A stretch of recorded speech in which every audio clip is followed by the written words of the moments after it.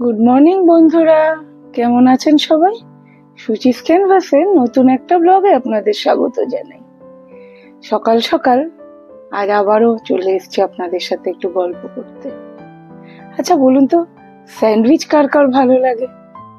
আমার তো খুব ভালো লাগে।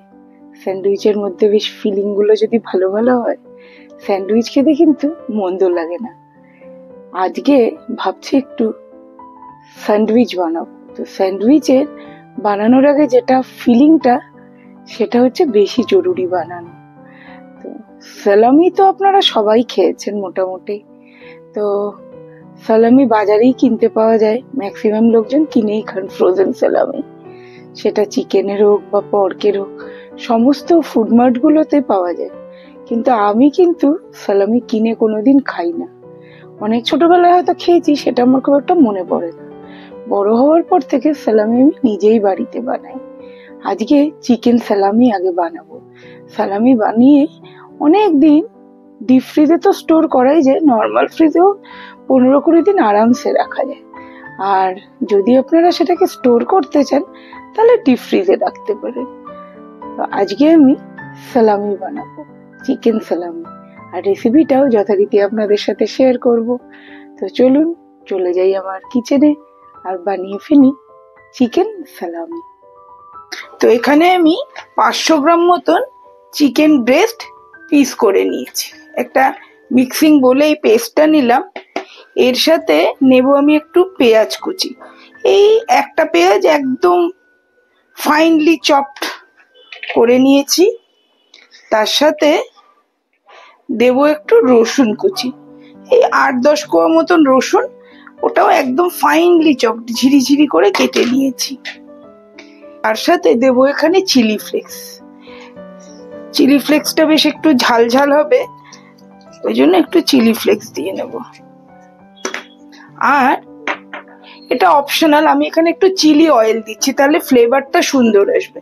যদি আপনাদের কাছে চিলি অয়েল না থাকে তো আপনারা যে কোনো হোয়াইট অয়েল ইউজ করতে পারেন, প্রেফারেবলি যদি আপনি সানফ্লাওয়ার অয়েল আর না হলে রাইস ব্র্যান অয়েল ইউজ করলে বেশি ভালো হয়।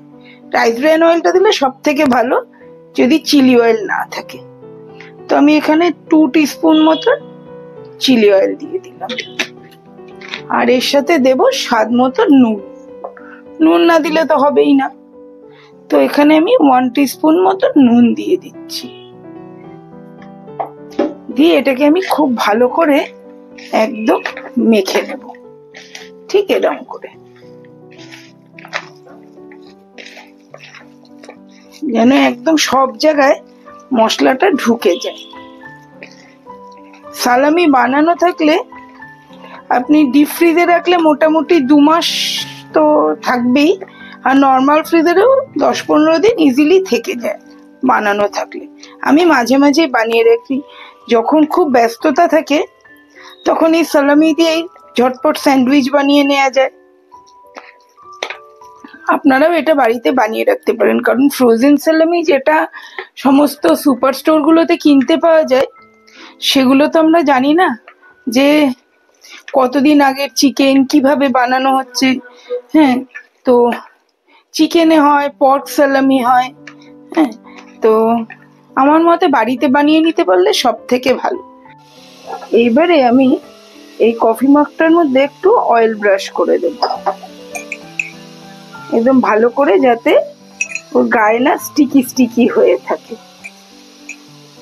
করে আমি এই যে মিক্সটা আছে, আমি এই মিক্সটা অল্প অল্প করে চেপে চেপে এটা এর মধ্যে দিয়ে দেব।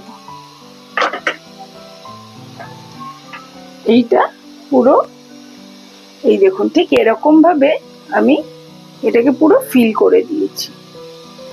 দেওয়ার পরে আমি এটাকে মাইক্রোওভেনেও করা যায়, কিন্তু আমি মাইক্রোওভেনে করব না। আমি আজকে করব এটাকে নর্মাল গ্যাসে। কিভাবে করছি সেটা আপনাদের সাথে শেয়ার করছি।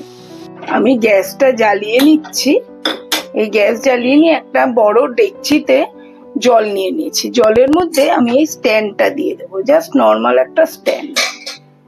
স্ট্যান্ডটা দিয়ে এর উপর আমি আর একটা ছোট্ট ডিশ বসিয়ে দেব, এই জাস্ট এরম করে। এর ওপর আমি দিয়ে দেব এই কাপটা, ঠিক আছে? কাপটা দিয়ে দিলাম, দিয়ে এর উপর আমি ঢাকা দিয়ে দিচ্ছি। ঢাকা দিয়ে এর উপর আমি আবার আর একটা কভার করে দিচ্ছি, জাস্ট এরম করে একটা কভার দিয়ে দিলাম। কভার দিয়ে আমি উপরে একটা ওয়েট কিছু দিয়ে দিচ্ছি যাতে এটা না নড়ে। তো আমি এখানে একটা সাঁড়াশি ওয়েট হিসেবে ইউজ করছি। সালামিটা আমার মনে হয় রেডি হয়ে গেছে।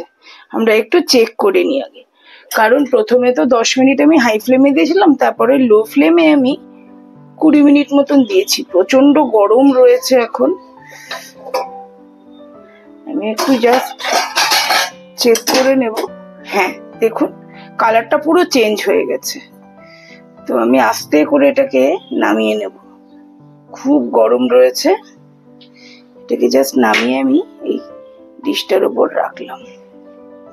রেখে এটাকে আমি ঠান্ডা করতে দেব মোটামুটি আধ ঘন্টা।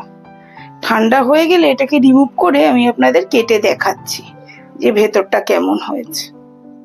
দেখুন এটা ঠান্ডা হয়ে গেছে। এবার আমি এরম একদম পাতলা পাতলা, যতটা পাতলা সম্ভব, কারণ এটা তো আপনারা একটু ফ্রাই করে নেবেন।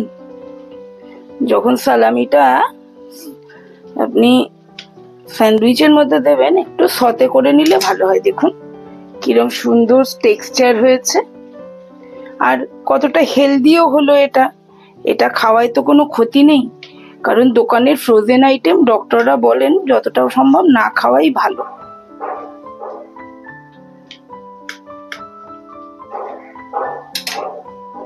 এইভাবে আমি সবটা কেটে নেব। আর এটা আপনারা মাইক্রো ওভেনেও বানাতে পারেন।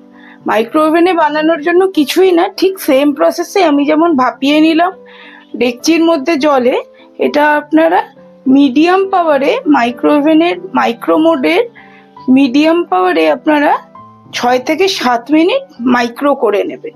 তাহলে ঠিক সেম জিনিসটাই তৈরি হয়ে যাবে, সেটা বরং অনেক ইজি হয়।